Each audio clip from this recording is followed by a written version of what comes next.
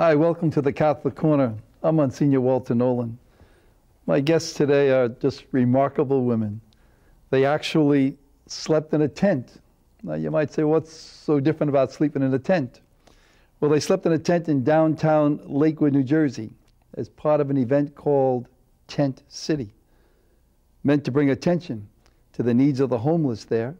This event was part of a demonstration, beginning with a march from Tent City, continuing with food being served in the plaza, and ending with a number of speeches. They're here today to share how this event impacted them and the community, and also for all of us to discuss the role of advocacy for the Catholic Church's involvement in social justice issues, particularly on a local level. So important for us when we talk about conversion, to realize that this conversion is not just something personal, but it really reaches out to our community at large. Dr.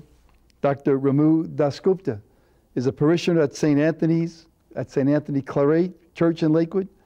She's a professor of sociology at Georgian Court University, which also is in Lakewood. Doctor, thanks for being with us on the Catholic Corner. Thank you so much. Dr. Marianne Sorensen Alachi is a parishioner of St. Mary of the Lake Church in Lakewood.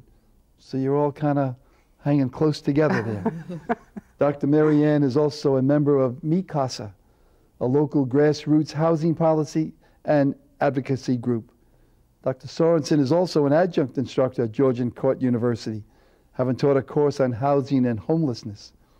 She's also an environmental psychologist who teaches at the New York School of Interior Design, where she helps students understand the relationship of people with their physical environments and to think about how to create both socially and environmentally responsibly built environments.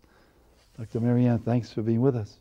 Thank you for inviting us. Sounds like you have an awful lot of background and things that kind of come together for us. Thank you. Sister Alice Kelsey is a member of the Sisters for Christian Community and a longtime housing advocate and also a parishioner of St. Mary of the Lake in Lakewood. When she lived in Monmouth County, Sister Alice was very successful in promoting the institution of a shelter for the homeless. Sister, God love you. Thanks for being with us today. Thank you. Maybe I would just ask all three of you to begin somehow sharing a little story, how you got interested in, being involved with the homeless and especially being advocates for the homeless. Doctor, I'll start with yourself probably. I don't think this is an easy question for me to answer, but I'll give it a try. Because for me, I don't even know where it really started, my involvement with issues of social justice on a community level. And I have to say this, that a lot of my concern for the issues about homelessness, poverty, war, comes from a background because I grew up in a family where both my parents were part of the independence movement in India. They were disciples of Mahatma Gandhi.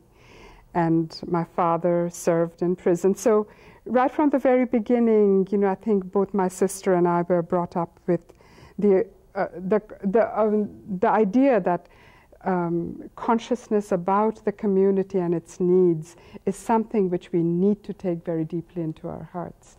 After moving to the United States, which was 35 years ago, I have tried to become a part of a community, trying to find a community. And I feel that one way in which a person can become a part of the community is fighting for those issues which they see need to be cleared up, need to be taken care of. And I think homelessness is something which puts a blemish on all our communities. And as if I want to be a proud member of my community, that's something that needs to be taken care of. That's something which needs to be solved. Sounds to me like God has planted some seeds in you a long, long time ago. That's terrific. Dr. Marianne, how about yourself? You have a tremendous background and it's various. How did you get focused a little bit? You sound focused on a few things, but how did you get focused on homelessness or the needs for a community to share your gifts? Well, it was actually a pretty clear transformation for me. I was trained in psychology and specifically in community mental health services, and I went to work for an organization that advocated for people with psychological disabilities. And what I learned through that one-to-one service provision and trying to get people benefits, Social Security benefits, is that what was most important for so many of the people I was trying to help, what was most important for their development, for control of their symptoms, for their comfort, was that they had housing that was safe and affordable and supported in an area that they were comfortable with and decent. And housing became the most important service that we could provide for people to live more comfortably and independently in the community. And that shifted my place focus. that's their own, I'm hearing you say. Safe, their own, Yeah. decent, Yeah. affordable. Right. Sister, yourself, dear. Well, I started when I moved from Newark down to Freehold, and I felt that I knew God was in the city, but I wasn't sure he was in the suburbs. And I began to meet with the people at the Unitarian Church, Amnesty International. And one day someone came in and said, if you're interested in hunger, in Monmouth County, the Quakers are having a meeting. So off I went to the Quakers. And well, we started lunch break as a result of the meeting, 35 of us. And when they were setting up the board and using the basement of St. Thomas Episcopal Church, I said to them, I fully support you. I'll support you in a secondary role, but I'm from Freehold. And they called me up and they said, but we need you. I said, why do you need me? Because you're the only Catholic. And I said, oh, absolutely, I'll hold the Catholic chair. And I did. And now I'm very happy to say that most of the parishes that are in the greater Red Bank area indeed are actively involved in the free lunch program known as Lunch Break. Well, we discovered in Lunch Break that roughly 10% of the people that came in to get a free dinner didn't have a place to stay at night. And so we found that St. Benedict's up in Homedale was opening a hospitality room following the Dorothy Day model. Mm-hmm. And so I called them up and I said, you have the Dorothy Day room, we've got the people that need to use it. And so we set up transportation where 5 or 6 cars would meet every day at the Red Bank train station and take people up to Homedale where they would spend the night and then come back to Red Bank the next day. Well, you know how we are as Americans. We want the problem solved. And if we give time to it, it should be solved. And this was ongoing. So finally, this was back in the day, Caspar Weinberger had written a letter to President Nixon where he said that any surplus military building on a military installation could be used for the homeless. So a group of us, primarily Dorothy Ardros and myself, we used that as a mantle of authority, as a mandate to go get that building. And so working with the freeholders and of Monmouth County and the churches were wonderful because most politicians want to do the right thing, but you have to create the environment in which they're forced to do the right thing so that they can look at their constituents and say, what else could I do?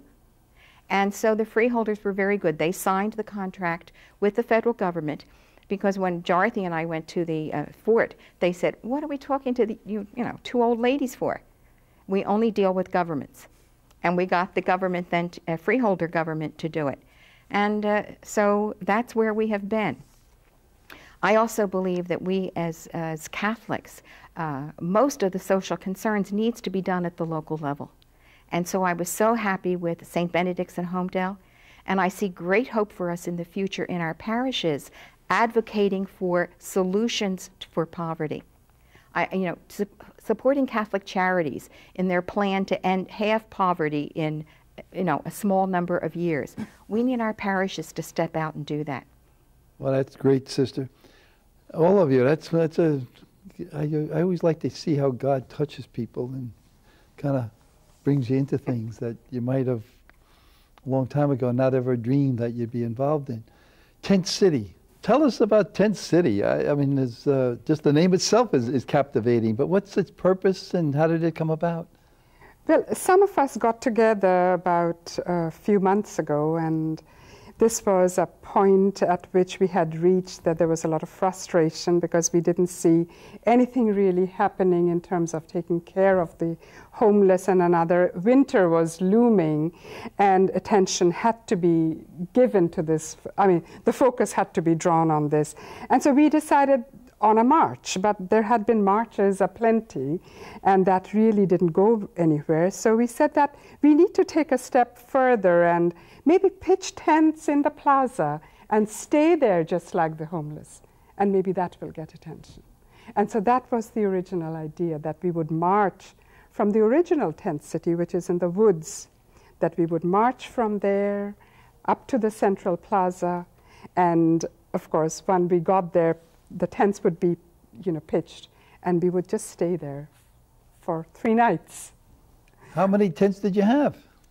We had 16. Yes. About 60 tents. 16. 16 tents. 16 tents. Big tents, little tents, you crawl in tents. So what kind of tents did you have? 2-person tents. 2-person tents. 3 in some tents. In our tent, we had 3. And when did you do this? What time of the year?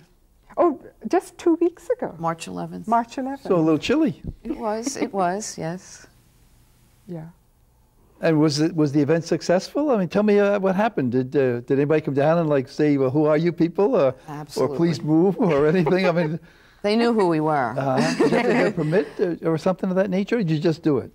Yes, a permit was obtained by Minister Stephen Brigham. Good, so it was helped to coordinate somewhat legal, if that's the right word to use. It was a little bit of an embellishment, because we did get the permit for Lenten services. We were not going to tell the township authorities that we were going to stay there overnight. So it was Lenten services, so food was going to be passed out, and which Minister Steve does regularly anyway. Mm-hmm. But they didn't know that we were just going to stay there, and that's what happened. And I think it has been a success, wouldn't you say? Yes, I think because it has gotten a lot of attention. Oh, yes. And there was, later on that week, was a township committee meeting, and so there was still such a stir about it, and the township committee people said, they basically respected our right to be there, and we appreciated that opportunity for free speech in the township square plaza. However, they were disturbed about the visibility, as were other residents in town, disturbed about the visibility of homelessness. So as long as it was something that they didn't see, it could be kept out of sight and not so much a topic of concern for the community. But what this did is brought it out in a more visible way, so the larger part of the community, not just the advocates and not just the people that were providing services to people, could see the problem. Were some of the people in the tent homeless people, or were you? Yes. Oh, yes. Okay, so you... There were the homeless, and then there were those who were going to be homeless for that night. Homeless for 3 nights. Well, we didn't end up staying the 3 nights because it got so windy, and the plaza had, what floor would you say? It had bricks. A brick floor, so you couldn't really pitch the tent The there. tents could not be tied down, so the wind was blowing them off. So you went to sleep holding a corner. Yeah. But I think what really came through was how upset, some of the residents were, because they didn't want to see poverty. They didn't want to see homelessness. They didn't want to see the immigrant community getting the attention of the television, getting the attention of the newspapers. And that's what I think our efforts were, to show that the poor are as much a part of the community as anybody else. And if their needs are not being met, then it is, it just discredits all of us. Did it change some of their minds? Well, I think it's difficult, Monsignor, to determine who the they are, because I think homelessness is a problem that permeates all communities. I mean, the first homeless person I met was from Homedale. The second homeless person I met in my lifetime was from Rumson, places where you wouldn't expect homelessness. So communities have a hard time accepting that homeless are in their midst. And so I think Lakewood was feeling a bit sensitive, because they have tried to do some things policy-wise for the homeless, and they felt put upon. They felt that taken advantage of. They didn't appreciate the unexpected tents, drawing attention to Lakewood as a homeless center, and that's very true. Bricktown, Toms River, Howell, Jackson, they have homeless too. But you can only pitch your tent in one place at one time. And we picked Lakewood because we are from Lakewood. Our churches are in Lakewood, and we are in Lakewood. And so we did it there. But to be absolutely fair, the homeless in Bricktown, there was a reaction to Tent City from Bricktown. They posted all of their woods, do not trespass. So the homeless had to be moved out of the woods of Bricktown. Shame on Bricktown. Shame on the churches in Bricktown. Shame on St. Dominic's. Shame on the other churches. They should come out and advocate, not just say we're not going to allow the homeless in our woods, but they should say we're going to participate in the solution to end homelessness. Join those of us in Lakewood that are interested. And let's do something. Let's not just say no trespassing in our woods. So the experience has certainly risen some feelings. I think so. I think Minister Steve said that he was able to meet with the freeholders of Ocean County, and certainly we got a great deal of publicity. I think we're here today because of Tent City. And the more, homelessness, Minister Steve would say, I don't know whether that was a positive article. And I said to him, you just have to remember, as long as the people know that homelessness has not been solved, it's positive. As long as the article says the homeless are still out there, it is a good article. We need to raise the level of consciousness. We need in our parishes not just to be providers of food through our pantries, but we need to be also advocates for the homeless. The 2 feet of social justice. Father Ron Chiaffi, I'm sure he's been on this show a number of times, and I think he would talk about the 2 feet of social justice. And we must walk on 2 feet, advocacy and providership. And our parishes have been very strong in providership. We get all kinds of, in my opinion, credit that we should get for what we do in providership, but we need to come alive in advocacy. And we have Father Chiaffi's Office in Social Concerns, which does a marvelous job, and we have the Parish Social Ministry Office in Catholic Charities under Mary Ellen Blackwell, which could provide people who would help us to advocate at our township committee meetings, at our freeholder meetings, advocate for the homeless, because not everyone belongs to a church or a temple or mosque, but everyone pays taxes, and we need to take our tax dollars and use them to help the poor, the destitute in our midst. We need not to divide people into worthy and unworthy, qualified and unqualified, but we need to say we are all made in the image and likeness of God, and we need to come out from our parishes and help empower the people who are wonderful at our freeholder level and our township committee level, but they need to be empowered to act, to spend the money for the homeless. So there's a great awareness. So you're trying to get a greater Absolutely. awareness in our churches, and Yes. and to make sure that, from what I'm hearing you say, Sister, not just to give the food or clothing or a place, but to make sure that there are some structures being put in place that could Take care of once and for all. And the religious leaders are looked up to by the community leaders for moral direction and for support. And so the parishes are in a particularly important position to set an example for their congregations as to how conflicts can be resolved on a government level, on a municipal level, how people can be brought together to solve problems, to prevent problems. It's a wonderful opportunity and a potential rich position that the parishes are in. Now, how do you see the parishes doing things? I mean, you're saying that the parish should do something. What would you like the parishes to do? Well, in St. Mary's Parish, for instance, we have a St. Vincent de Paul Society, and I'm a member of that St. Vincent de Paul Society, and it's really a pre-homeless program. My companion and I, Joan Nardo, we go out and visit people in the parish who cannot afford to pay their electric bill or their gas bill or their rent, and we can assist them that way. It's almost like it's a pre-homeless program, it is what it is, to keep them inside. And we also have a food pantry. So our parish is doing wonderful things that way. St. Mary's participates in the Interfaith Network, which means that every 8 weeks or so, and I also volunteer in that program, we take in the homeless of Ocean County who are families, and they go from church to church. But we do not have a formal group that is not that is only advocacy. We have the providership of the interfaith, and we have the providership of the St. Vincent de Paul.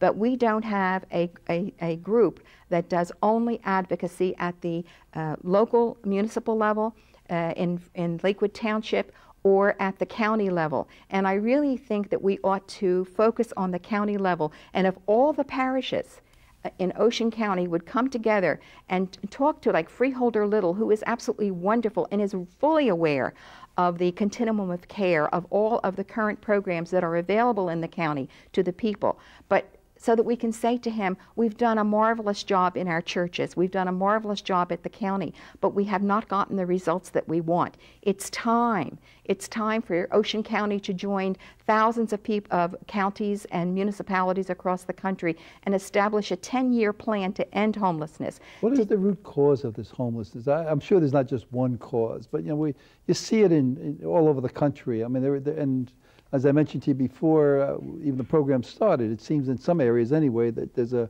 rising percentage of homelessness. What are some of the causes of that bring about homelessness?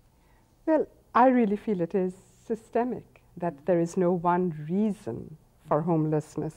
I think it is built into the way a system functions, where homes are built to be sold off for the highest profit, where the minimum wage is so low that people can barely survive, where the education system doesn't enable people to get the kind of skills which will get them jobs, which will pay them more than minimum wage. And just the way the system functions, that it just makes people become chronically homeless, that there is no way out of it. And of course we can't change the system anytime soon, but there are things which can be done. So it is a matter of choice, it's a matter of public policy. It is where public policy and private need sort of comes together, where we will start solving this problem. But it is not any one thing, it is almost a natural outgrowth of the way the system functions. And gentrification. Gentrification is going on across the country, and it displaces people from local communities and local neighborhoods, and often those people who are displaced never get their feet settled again, and they can spend years and years going from one place to the next.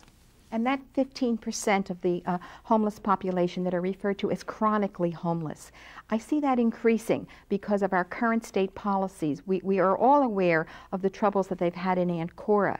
And so the Governor Cora, and that Ancora, 50% of the people that are there are ready to be terminated from that program to the community. There is no place to receive them. And if they come out without having a home, they will become part of the homeless.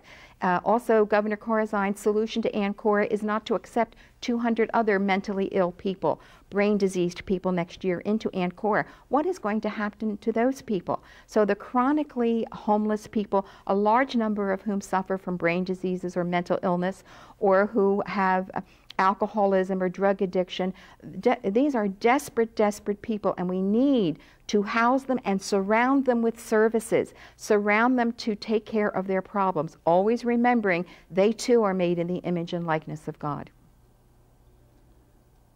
The church, the faith of the individual and collectively is all part of this great, great growth.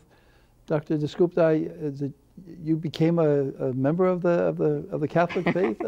How did that touch you? Was it out of this kind of interneting with sociology or social justice? I think it's more. I think it's all of it put together. I think for more than anything, it is my search for community. You know, being a transplant from another country and trying to look for a place where I belonged organically, not just as somebody sitting in the back bench. And I was in Bolivia for 6 months last year, and I think just the simple practice of faith over there and how I was included into that community, more than anything, just made me feel very comfortable. And I have hung out with Catholics all my life, and this just seemed to be the most natural progression.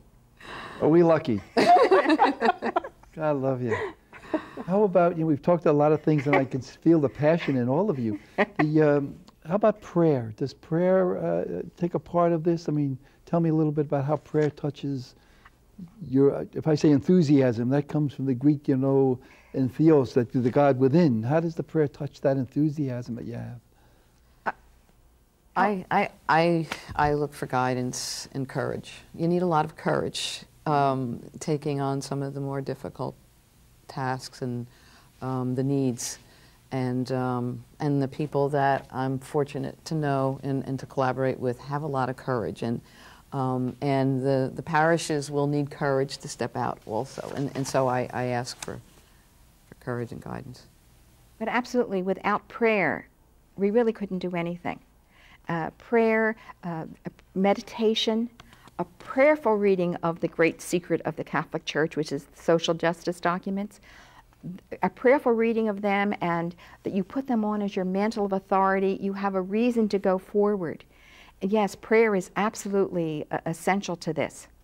And if I can add just a little bit more to why Catholicism attracted me the way it did, it is because of Catholic social teaching and the work of the martyrs, the work of, you know, all the activists that I've seen, you know, work in the border, work in South America. Most of them are Catholics, and so it just convinced me that this is where I belonged. And you know, I get a little chills just listening to you all. This is marvelous. And sometimes I think we do a lot. Maybe I don't do enough, but we do a lot. And sometimes I don't know if the message gets out there. Not that we want to, you know, like you said, St. Vincent de Paul Society. You know, there are lots of things that just happen that people don't really know about. And I'm not so sure that we want to get up there and say, oh, look what we're doing. But on the other hand, to be able to say, you know, this is what we do. Join us or support us or help us in some way to allow this to keep happening. There's something for everyone. That's so true, Dr. There is something Marianne. for everyone. What advice do you want to give to anyone who's listening, part of this, or might want to get involved? Well, like I was just saying, there is a role for everyone to be involved in any level, on every level of the social need, and in this case, homelessness. For people that want to do something in New Jersey, there's an organization called the Housing and Community Development Network of New Jersey. They can be reached at 609-393-3752. They would have information on most of the housing organizations across the state, so they're good nonprofit resources. For other states, you might want to get in touch with your local legal services organization. Most so states, there are organizations that they can get in touch with just by touching base with right. someone. And I think that also we have different responsibilities to do something. Those of us that are privileged, that have an education, that have health, that have enough funds and resources to survive. We'll have to just keep helping and keep producing. The Catholic Corner, thank you so much. Be a part of that involvement. They are our brothers and our sisters. Thanks. Thanks.